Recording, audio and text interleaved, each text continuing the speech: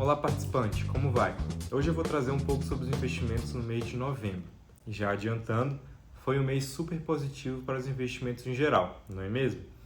Começando pelo cenário internacional, se setembro e outubro foram meses caracterizados como um período que os investidores perderam o interesse por ativos de risco devido ao alto juros nos Estados Unidos, novembro trouxe uma mudança significativa.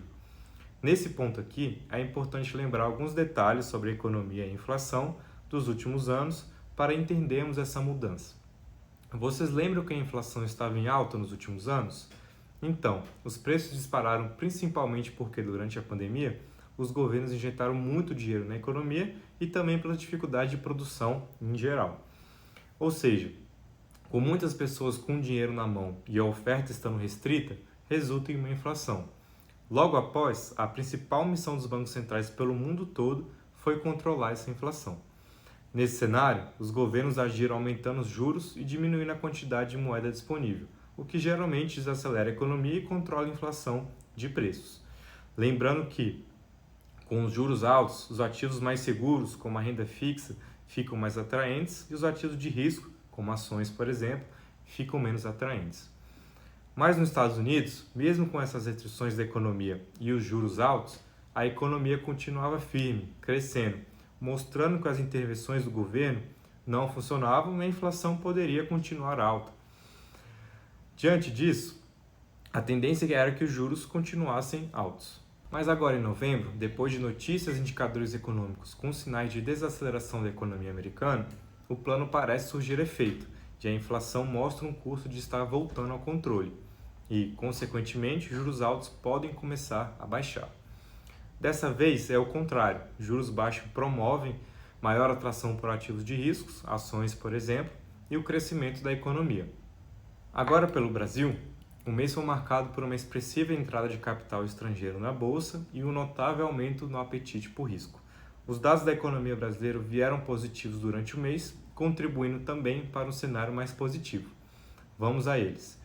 Pela terceira vez consecutiva, o Comitê de Política Monetária reduziu a taxa básica de juros em 0,50 pontos percentuais, com a Selic saindo de 12,75 para 12,25 ao ano. De novo, os juros caindo são um estímulo para a economia.